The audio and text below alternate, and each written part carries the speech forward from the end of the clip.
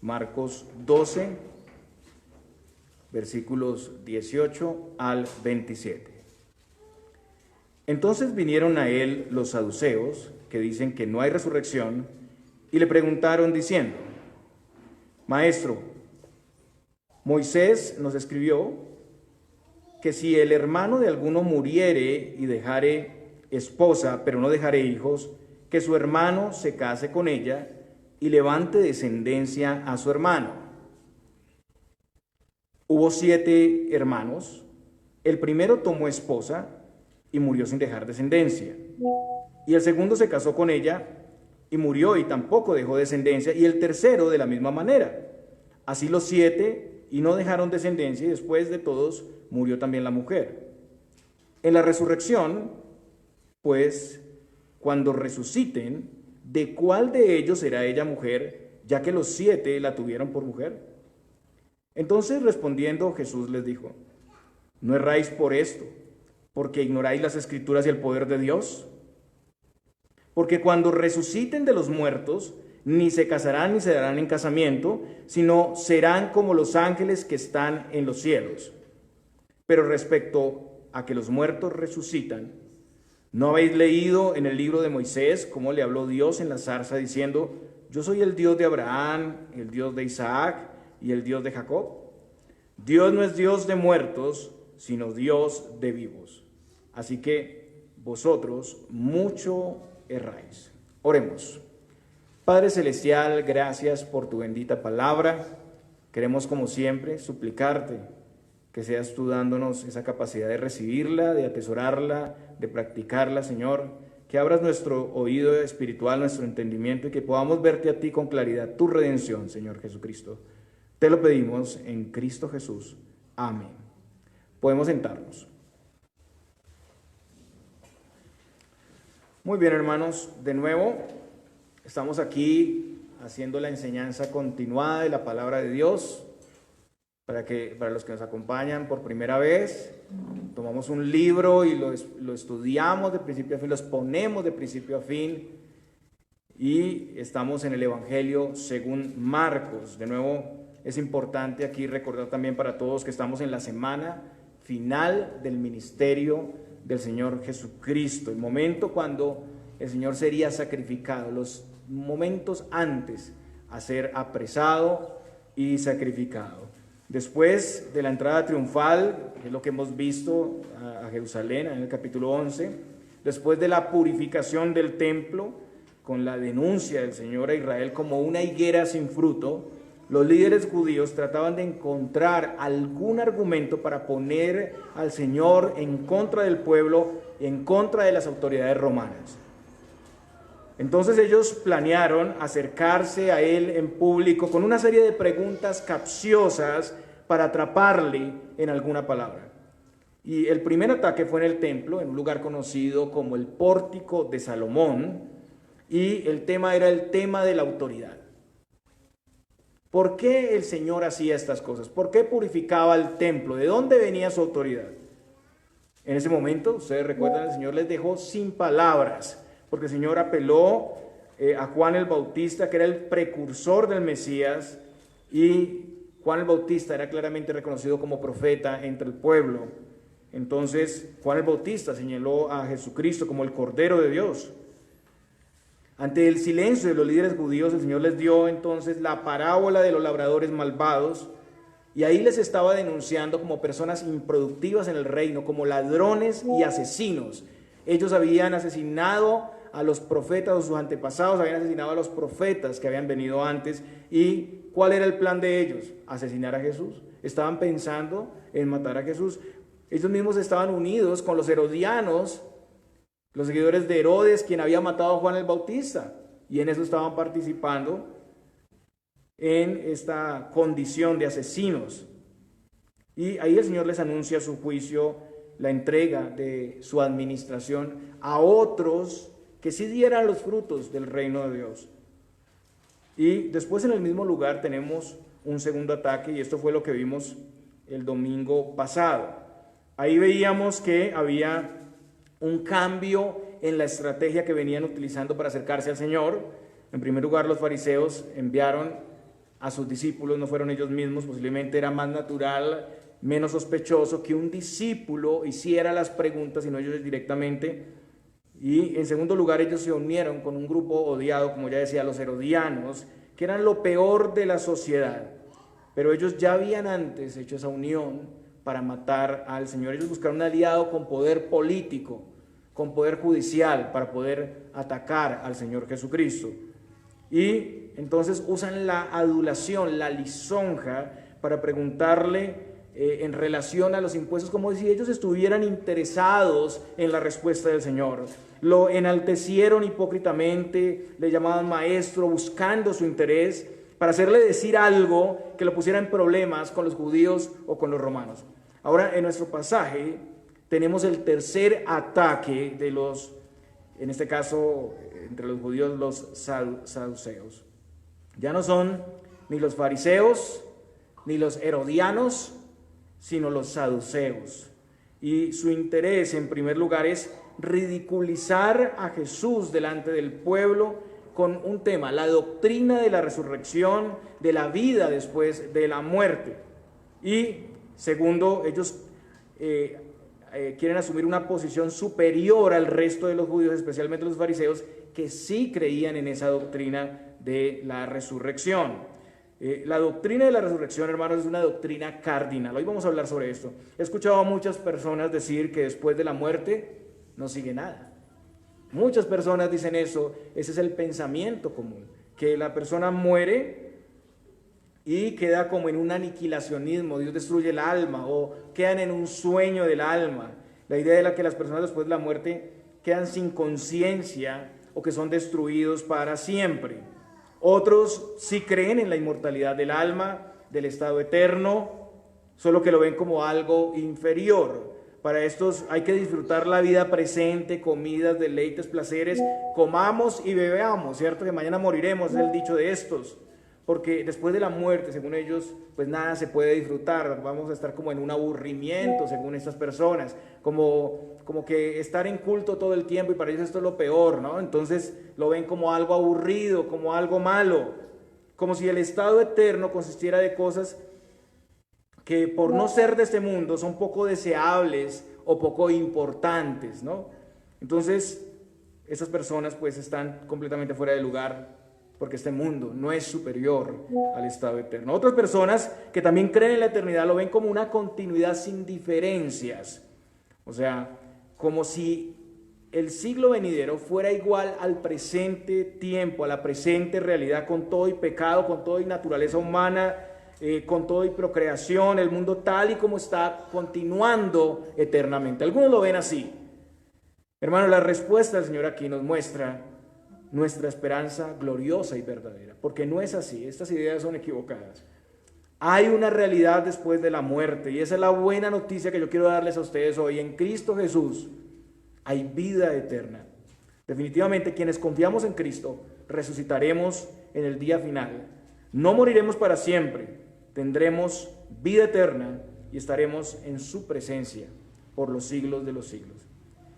El día de hoy vamos a ver solo un punto, y el punto es la doctrina de la resurrección de los muertos y la vida glorificada como una doctrina verdadera y posible para Dios. Como una doctrina verdadera y posible para Dios. Y en esto vamos a ver que Dios ha revelado esta doctrina en todas las Escrituras. Vamos a ver que Dios es poderoso para obrar la resurrección de los muertos. Vamos a ver también la naturaleza del nuevo mundo, que es superior al presente siglo malo. Y por último, la resurrección y la vida después de la muerte es una doctrina cardinal de nuestra fe, es nuestra esperanza. Muy bien, hermanos, el versículo 18 dice: entonces vinieron a él los saduceos, que dicen que no hay resurrección, y le preguntaron diciendo. Como ya hemos visto, en el tiempo del Señor habían varios partidos religiosos. Estaban los fariseos, estaban los saduceos, estaban los esenios. Algunos eran escribas, y pues tenemos ahí unas diferencias entre ellos, ¿no? El día de hoy vamos a hablar de dos de estos grupos, porque pues los esenios eran como separatistas apocalípticos. Ellos iban a vivir por allá en las cuevas y decían, bueno, ya el mundo va a terminar, entonces se preparaban para un apocalipsis, para el final de todo, ¿no? Ellos estaban aparte, pero aquí vamos a tener en cuenta los dos grupos que están en el contexto, que son los fariseos. Ellos también eran separatistas, pero de los pecadores. Ellos eran legalistas, personas muy estrictas, hacían énfasis en la vida moral, y ya vimos que ellos habían añadido muchas leyes alrededor de las leyes originales, leyes inventadas por ellos para acercar la ley, para no romper la ley original. Pero también tenemos aquí a los saduceos. Según la tradición, el nombre saduceo viene del sacerdote Sadoc de los tiempos del rey David y Salomón. Los hijos de Sadoc constituyeron la jerarquía sacerdotal en el tiempo de la cautividad. Entonces, este era el partido de los sacerdotes, de ahí se elegía al sumo sacerdote. Los saduceos ejercían su ministerio, sus actividades principalmente alrededor del templo, los ritos, las ceremonias, de todo lo que se hacía en el templo. Y los saduceos, a diferencia de los demás grupos entre los judíos, eran una minoría, pero eran los políticos, eran el grupo gobernante de la vida civil del judaísmo, eran las personas ricas, acaudaladas, personas bajo el gobierno de Herodes, tenían el poder, el dinero y eran muy respetados. Entonces, esta era la élite política, la élite de Israel, que tenían recursos, que tenían poder. Pero en cuanto a sus creencias, ellos tenían serias diferencias con los otros judíos, con los otros grupos de los judíos. Ellos solamente creían en los 5 primeros libros de la Biblia, el Pentateuco o la Torá. Ellos no creían en el resto de los libros, los salmos y los profetas. Esto es muy importante. No creían tampoco en la soberanía de Dios en todas las cosas. Ellos eran racionalistas, o sea, no creían en lo sobrenatural, no creían en ángeles, espíritus, negaban su existencia. Pero particularmente, y es lo que vamos a ver aquí, ellos no creían en resurrección y por lo tanto no creían en juicio después de la muerte, recompensa o castigo después de la muerte, porque pues para ellos no existía más vida que la que tenían acá. En Hechos, Lucas lo describe diciéndolo así, Hechos 23:8, porque los saduceos dicen que no hay resurrección, ni ángel, ni espíritu, pero los fariseos afirman esas cosas. Entonces tenían una diferencia ahí. Pero además de todo, estos eran el grupo de los peleoneros. A ellos les gustaba pelear, a ellos les gustaba armar conflictos. Entre ellos tenían problemas constantemente. Ellos eran arrogantes. Incluso los saduceos no se llevaban bien ahí, como vemos, con los fariseos. Tenían su problema con el tema de la resurrección. Entonces, siendo que el sacerdocio, el templo son su territorio, los saduceos vienen a Jesús para cuestionarle. Y ellos resaltan aquí una de sus principales creencias, la idea de que no hay nada más después de la muerte.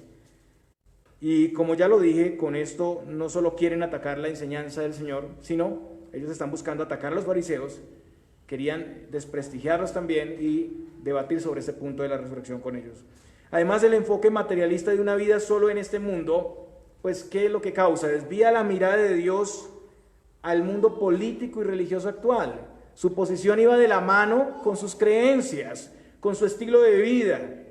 Todo se centraría entonces en este mundo. ¿Para qué pensar en un Mesías? Para ellos eso era algo fuera de lugar, más bien un político, más bien un gobernante, pero si no creían en la resurrección no había esperanza, no había nada. Entonces ellos preguntan: Maestro, Moisés nos escribió que si el hermano de alguno muriere y dejare esposa, pero no dejare hijos, que su hermano se case con ella y levante descendencia a su hermano. Primero ellos le llaman maestro, y este es un cumplido. Ellos le reconocen como una persona sabia que puede responder a sus preguntas. Pero es claro que ellos ya conocen de su enseñanza, que quieren atacarlo delante del pueblo. En cierta manera también le están adulando, como hicieron los anteriores, con este título, maestro, para llevarle a responder una pregunta que tiene su trampa, que es una pregunta capciosa. En segundo lugar, ellos citan a alguien del Antiguo Testamento, Moisés. Como ya dije, ellos se apoyaban mayormente en el Pentateuco, ya el resto del Antiguo Testamento no. Entonces dicen Moisés. Y citan el libro de Deuteronomio, y ahí se hace referencia al matrimonio por levirato. ¿Y qué era el levirato? Levirato, la palabra levir, latina, significa cuñado. Esta es la ley del cuñado. El levirato era una ley dada por Moisés, donde si un hombre moría sin tener hijos, el hermano, el pariente más cercano, era llamado así, debía casarse con la cuñada para levantarle descendencia a su hermano fallecido. Esta era una ley para Israel.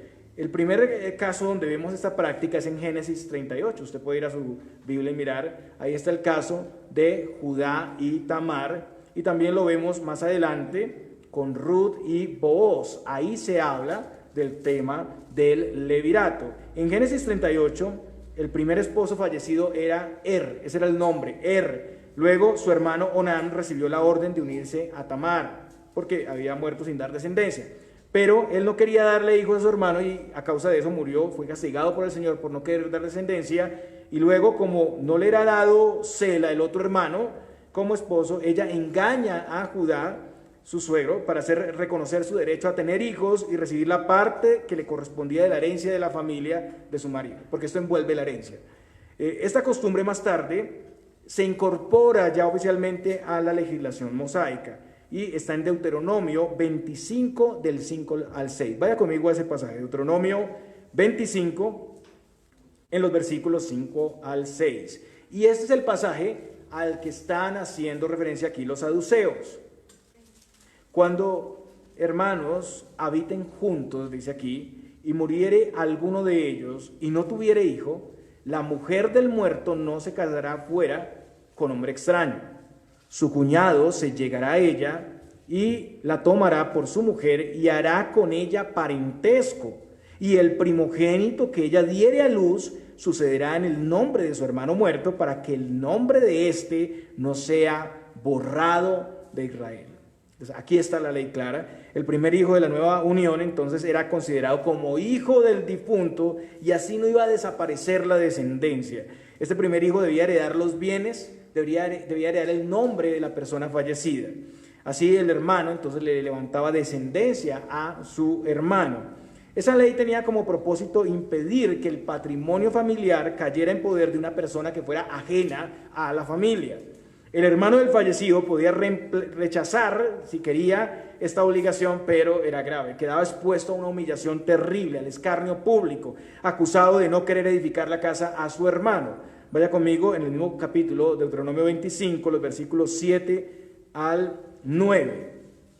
Y si el hombre no quisiere tomar a su cuñada, irá entonces su cuñada a la puerta a los ancianos y dirá: mi cuñado no quiere suscitar nombre en Israel a su hermano, no quiere emparentar conmigo. Entonces los ancianos de aquella ciudad lo harán venir y hablarán con él, y si él se levantara y dijere no quiero tomarla, se acercará entonces su cuñada a él delante de los ancianos y le quitará el calzado del pie y le escupirá en el rostro y hablará y dirá: así será hecho al varón que no quiere edificar la casa de su hermano. Era grave, ¿no? Rechazarlo.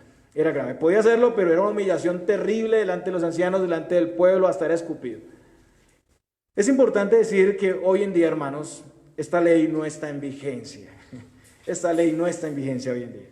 Esta fue una ley dada a Israel como nación y al venir Cristo, pues, esta ley fue abolida.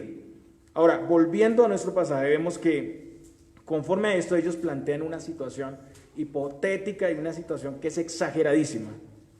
Hubo 7 hermanos, el primero tomó esposa y murió sin dejar descendencia, y el segundo se casó con ella y murió y tampoco dejó descendencia, y el tercero de la misma manera, y son 7 con los que pasa esto.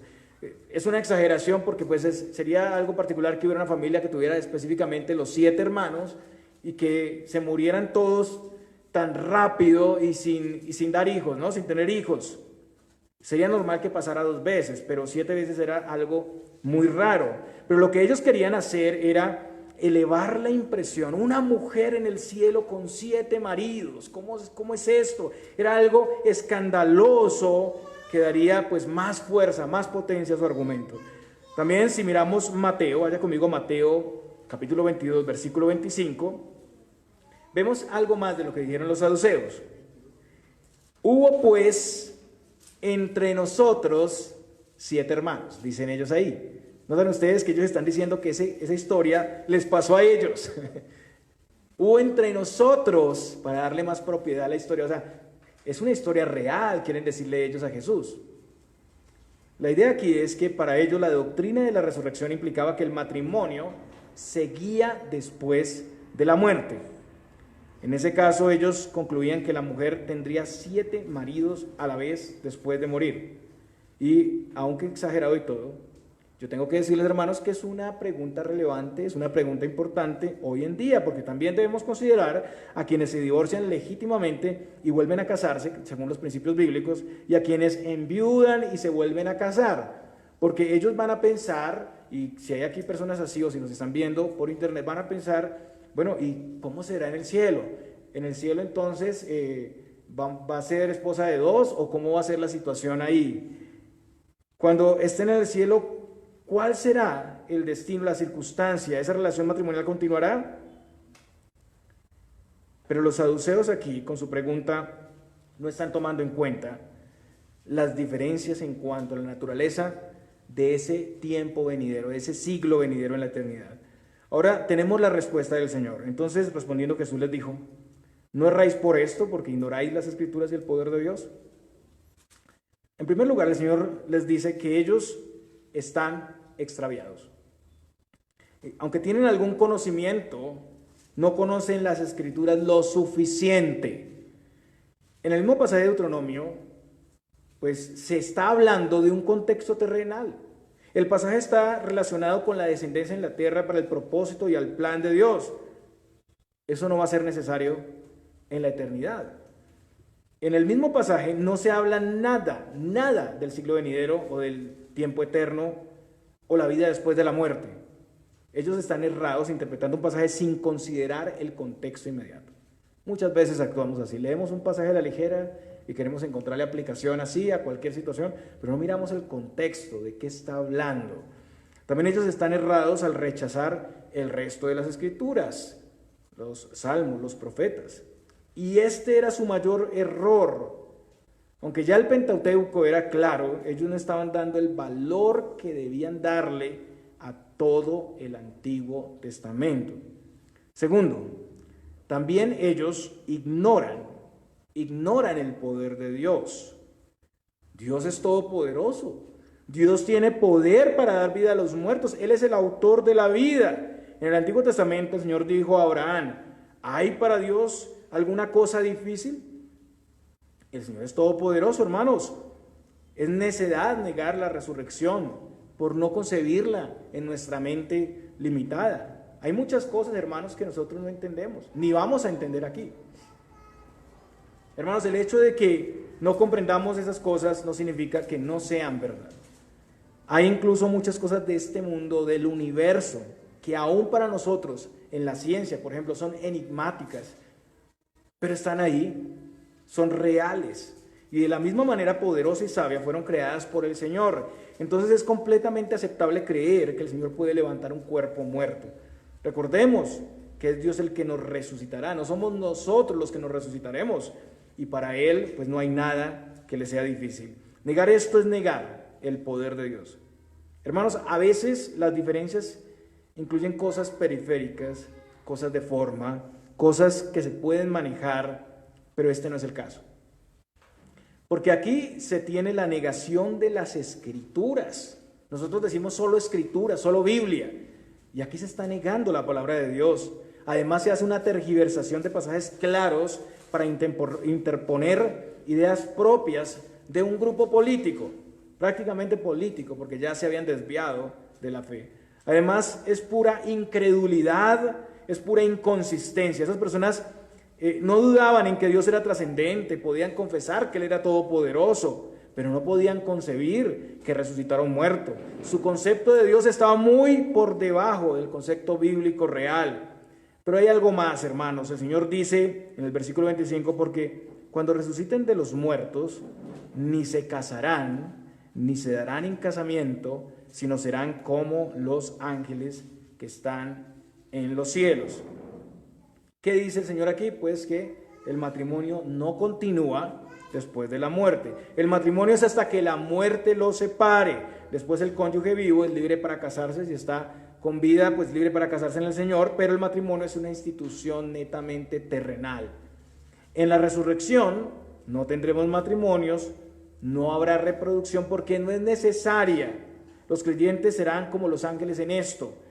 el estado eterno tiene una diferencia considerable en relación a este siglo.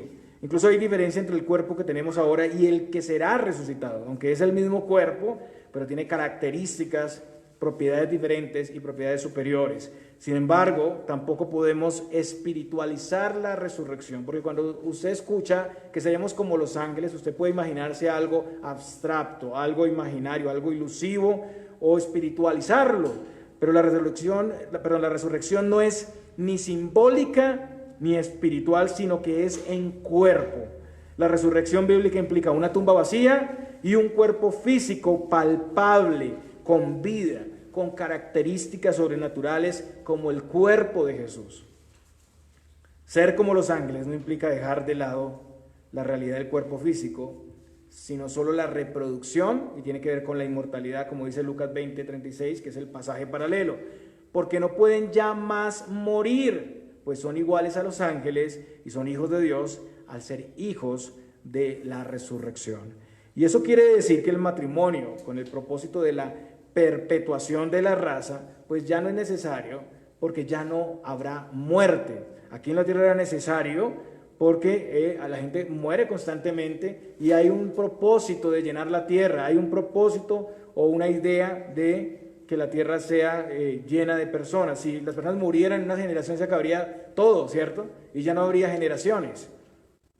Pero concluyendo ese propósito, viniendo Cristo, pues ya no es necesaria la procreación. El punto es que con esto el Señor presupone otro punto que para ellos era crítico, y es la existencia de ángeles.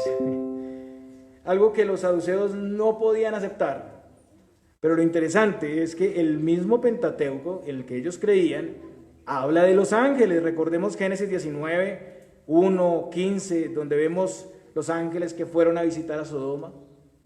Génesis 28, 12, se habla de la escalera al cielo y los ángeles que subían y descendían por ella. ¿No es este el libro en el que ellos creen?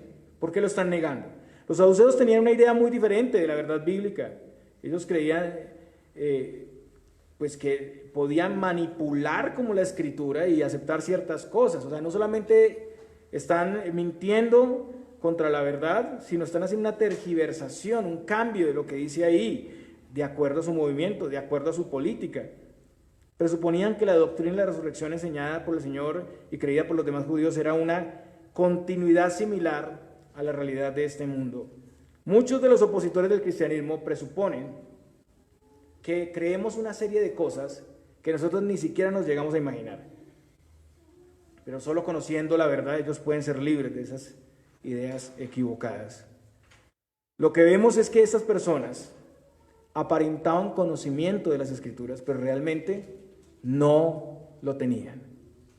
Ellos más bien querían imponer un sistema caprichosamente, pero claramente estaban contradiciendo la misma Escritura. Y esta, hermanos, es una enseñanza para nosotros. Yo no quiero que usted piense que esto era solamente para los saduceos y los fariseos allá. No, esta es una enseñanza para hoy. Todos nosotros debemos estar atentos para no caer en uno de estos extremos. No podemos traer nuestro sistema doctrinal a la Biblia y pretender hacerlo encajar a la fuerza.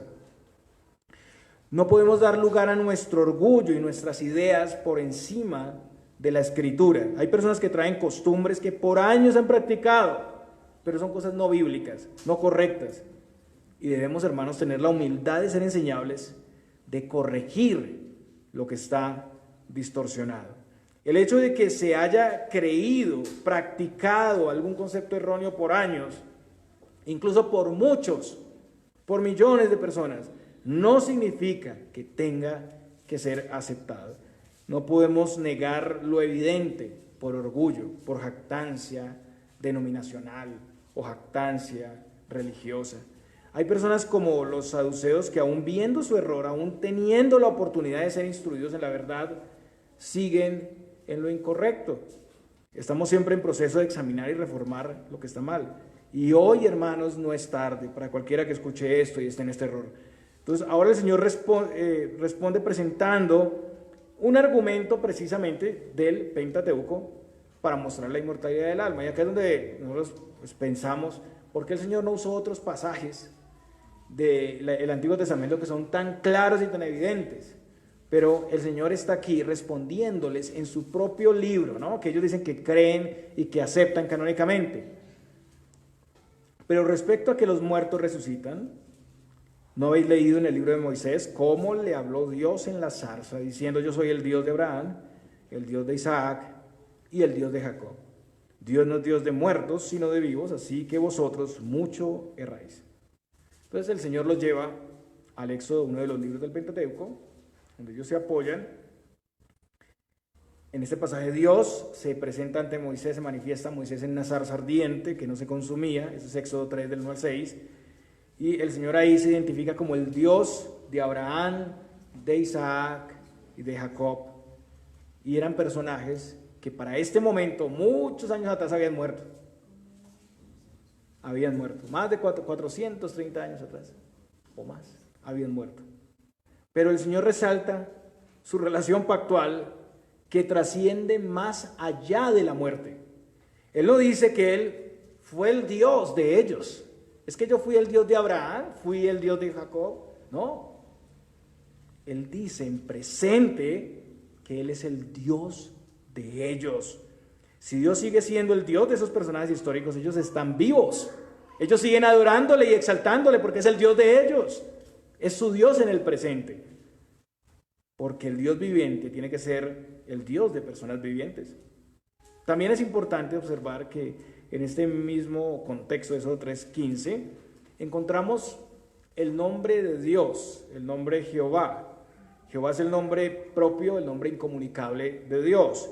El nombre Jehová está relacionado con el verbo ser o vivir y significa que Él es autosuficiente, autoexistente. También ese nombre revela su inmutabilidad. Es el Dios que no cambia. Dios es fiel, cumple sus promesas. Él es el Dios que tiene gracia y misericordia que duran perpetuamente. Entonces el Dios eterno, inmutable y fiel a sus promesas es el Dios de Abraham, Isaac y Jacob. Y esto resalta la existencia personal consciente de estos hombres en el estado intermedio, en el estado de la muerte. Resalta también la fidelidad de Dios para con ellos, cumpliendo sus promesas. Al decir que el Señor es el Dios de esos personajes, está enseñando que gobierna sobre ellos y que están bajo su cuidado.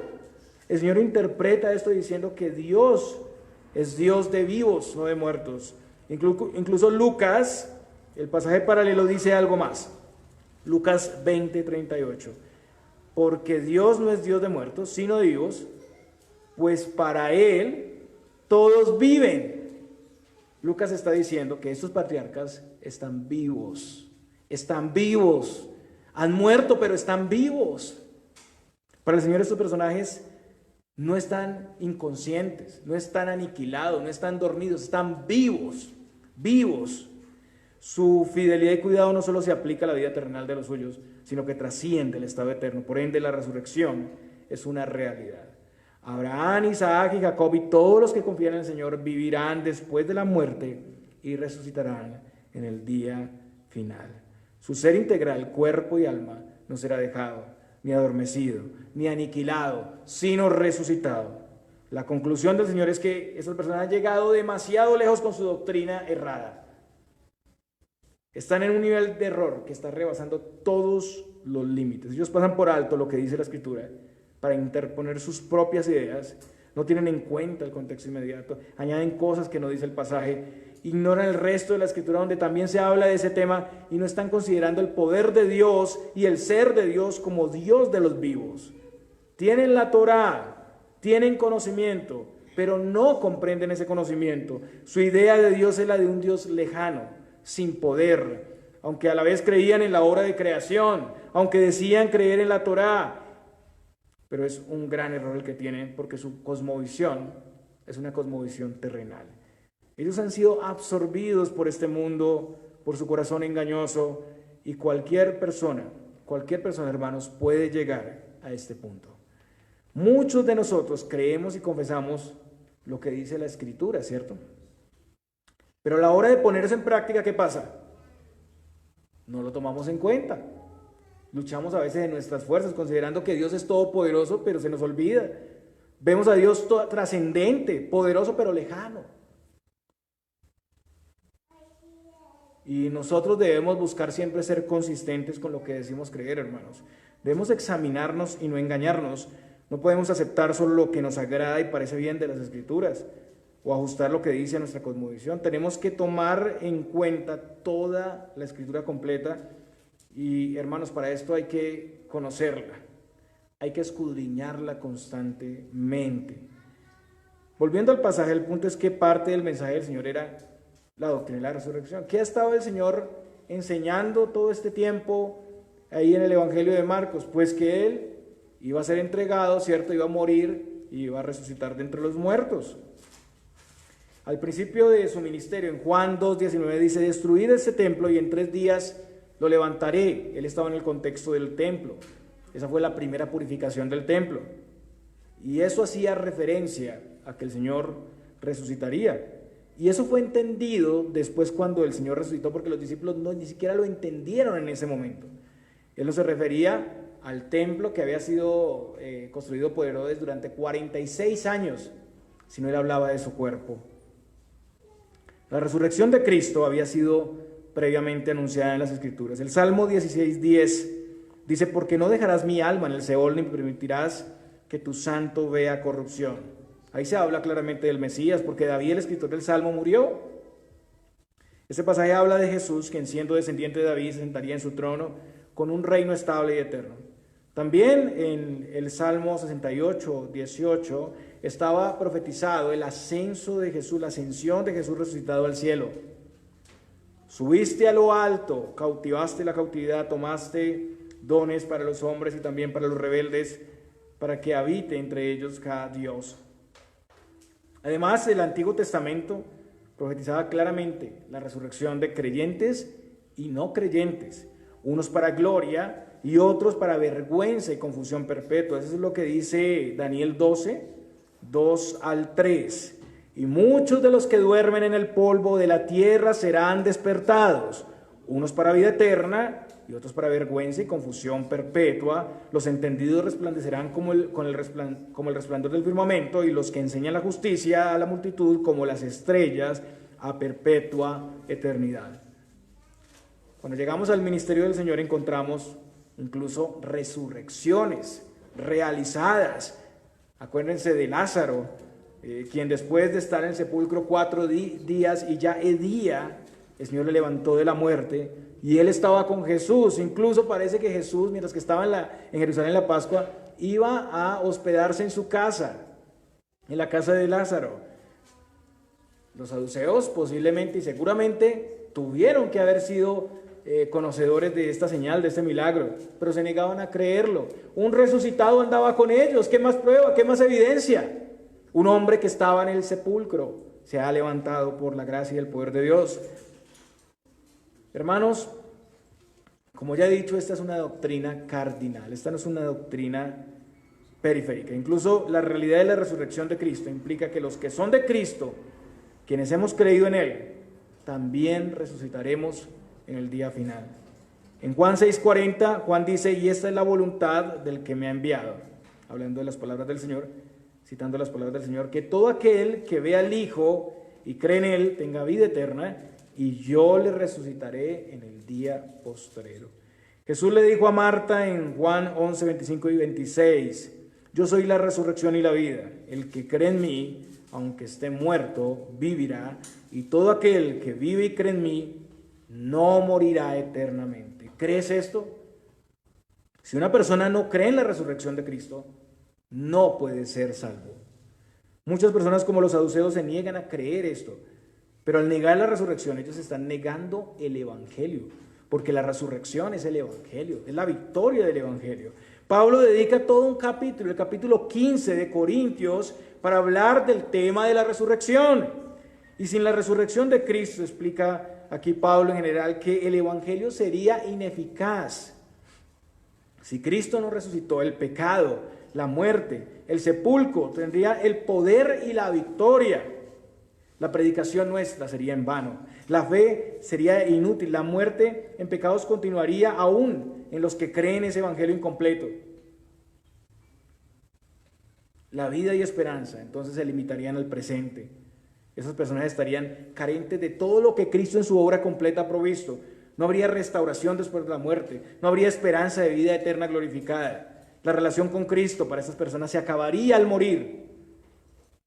Y en esto el hombre, Pablo explica, sería el más miserable de todos los hombres, porque sin el evangelio completo de Cristo no tendríamos sino la lucha, la vida en este siglo malo, sin victoria, sin esperanza de restauración, sin poder, sin libertad sobre el pecado. Estaríamos bajo el temor de la muerte todo el tiempo. Seríamos dignos de lástima por continuar perseverando sin ningún propósito o razón en algo que no tiene sentido ni esperanza. Pero nosotros debemos saber que la resurrección de Cristo y la nuestra están unidas. Cristo es las primicias de la cosecha y nosotros somos el resto de esa cosecha. Y como Él resucitó, nosotros que creemos, resucitaremos. Es lo que dice Pablo a los Corintios. Mas ahora Cristo ha resucitado de los muertos, las primicias de los que durmieron es hecho. Cristo es las primicias. Las primicias era lo primero de la cosecha y que el pueblo ofrecía a Dios en reconocimiento de su fidelidad por haber provisto frutos. Entonces Cristo es el primero de una gran cosecha, el primero de los que han muerto creyendo en Él, de los que creerán, todos resucitarán igual que Él entonces. Cristo es el representante de los suyos, su resurrección es las arras, es la garantía de los que estamos confiados en Él, la garantía de que resucitaremos. Si Cristo resucitó, créelo, que tú resucitarás de la muerte, porque no hay nadie más poderoso que Cristo, y Cristo ha vencido la muerte. Hermanos, los saduceos, conforme a su cosmovisión, vivían para este mundo. Estaban enfocados en el poder político, en la religión externa, en el dinero. Pero como vimos aquí, nosotros tenemos otra cosmovisión. Es la cosmovisión bíblica donde hay esperanza. Y creyendo en la realidad de la vida eterna debemos trabajar más para el reino de Dios. Yo creo que es lo consiguiente a esta doctrina. Hermanos, si hay esperanza, si hay vida eterna, nosotros acá deberíamos concentrarnos en invertir nuestra vida en esa vida eterna, en trabajar para ese reino eterno, anhelando, trabajando por lo que a vida eterna permanece y no para este mundo, no para lo que nos sacia. Hermanos, esta enseñanza debería motivarnos más y más a servir para trabajar con diligencia en el reino de Dios, porque esto nos muestra, y el Señor lo dice continuamente, que nuestro trabajo no es en vano. Hoy en día las personas están más interesadas en sus labores, en este mundo, que va a terminar, que va a ser consumido por fuego, en sus afanes, en sus riquezas, en su tiempo. Y nos preguntamos, ¿no es esa la cosmovisión que no contempla la eternidad? ¿No es la idea de los saduceos? Necesitamos mirar el destino eterno que nos espera, porque esa es nuestra verdadera ciudadanía, hermanos. Hermanos, déjenme decirles que este destino es supremamente superior a cualquier cosa en la tierra. Es supremamente superior. Usted allá no estará aburrido cantando con un arpa, ahí como pasando el tiempo de la eternidad. No, hermanos, es el supremo gozo continuo por la eternidad. Cosas que ojo no vio, ni oído oyó, ni han subido al corazón del hombre, son las que el Señor tiene preparadas para nosotros. Cosas magníficas, porque es Dios el que promete.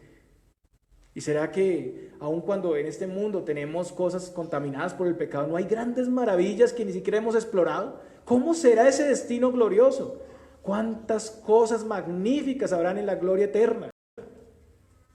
No podemos conformarnos con este mundo caído y perverso. Y volviendo a la última parte del pasaje, por Lucas y Mateo sabemos las reacciones que tuvieron las personas. Mateo dice, oyendo esto, la gente se admiraba de su doctrina. En Lucas vemos incluso que los escribas admiran a Jesús. Ellos dicen en Lucas 20, 39 al 40, Maestro, bien has hecho. Y no osaron en preguntarle nada más. Su respuesta fue clara, definitiva, y nadie pudo refutarle algo más. Hermanos, en conclusión, estamos llamados a revisar si estamos entendiendo lo que conocemos de las Escrituras. Creo que esta es la enseñanza. Tenemos que revisar si estamos conociendo verdaderamente, entendiendo y practicando con fe lo que dice la palabra de Dios. Porque los saduceos tenían conocimiento, pero no entendían. Tenían la idea de un Dios lejano, un Dios sin poder, aunque a la vez creían en la obra de creación, aunque decían creer en la Torá. Preguntémonos si el Dios de las Escrituras, con todos sus atributos, es el Dios que consideramos en nuestros problemas, en la casa, en la vida diaria. Examinemos si estamos tomando solo lo que encaja con nosotros, lo que nos gusta en nuestra cosmovisión individual. Sobre todo debemos considerar la importancia de toda la palabra de Dios. Hay un llamado aquí a escudriñarla con atención constantemente, con temor de Dios, estudiando todo el consejo de Dios. Empecemos, hermanos, porque la verdad muchos hemos descuidado nuestros devocionales, nuestra lectura continua de la palabra, con cualquier excusa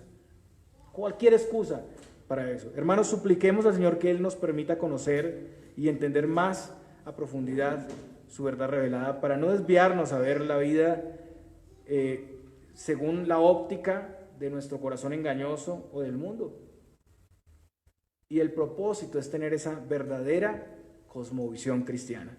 Pero hermanos, hay que actuar, hay que hacer cosas prácticas. Es necesario aprovechar al máximo el tiempo de estudio de la palabra y hay que sacar y sacrificar tiempo, hay que orar al Señor.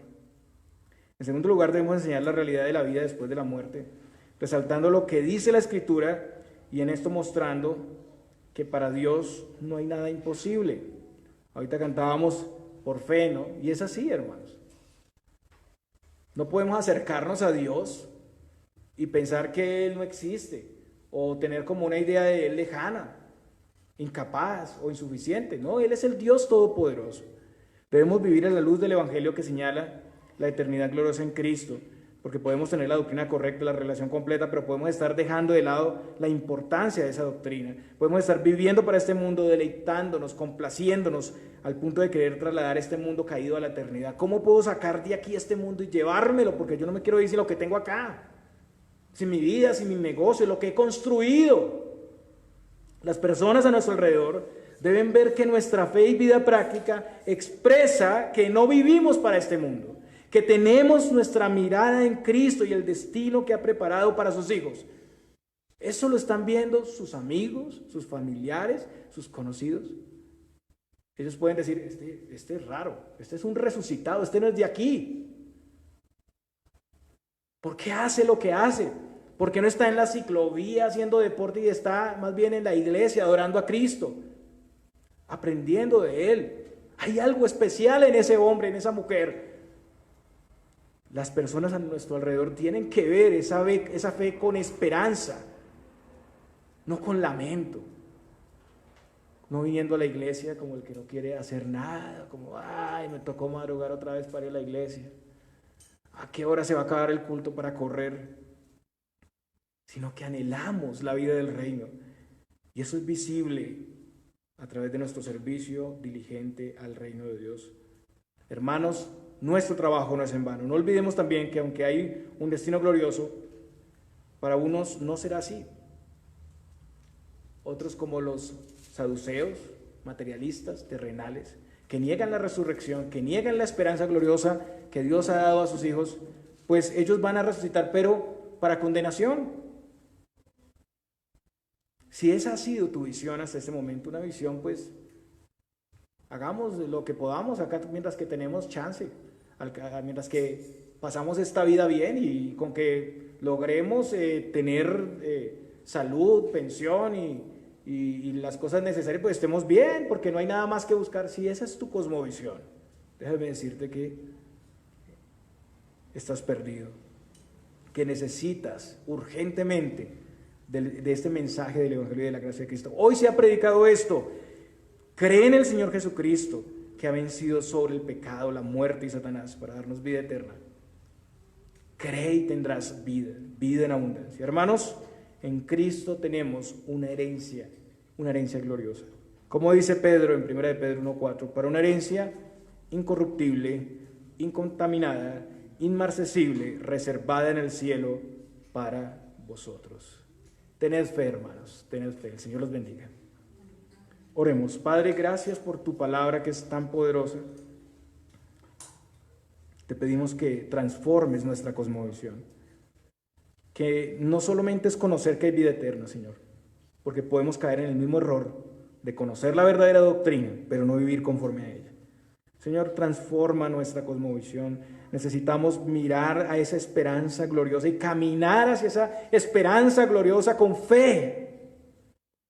Ayúdanos, Señor, en nuestra debilidad, para morir cada día a nosotros y a este mundo, para no construir nuestro reino aquí, sino para prepararnos y anticipar ese destino glorioso y eterno que tienes preparado para nosotros. Quita de nosotros todo apego a este mundo material. Quita de nosotros toda insensibilidad para poder ver y percibir la grandeza de tu reino. Y ayúdanos, Señor, ayúdanos en nuestra debilidad. Te lo pedimos, Señor, en Cristo Jesús. Amén. Muy bien, hermanos. Con la palabra de Dios viene también la administración del sacramento. Y nos despedimos de las personas que nos están viendo por Facebook y vamos a prepararnos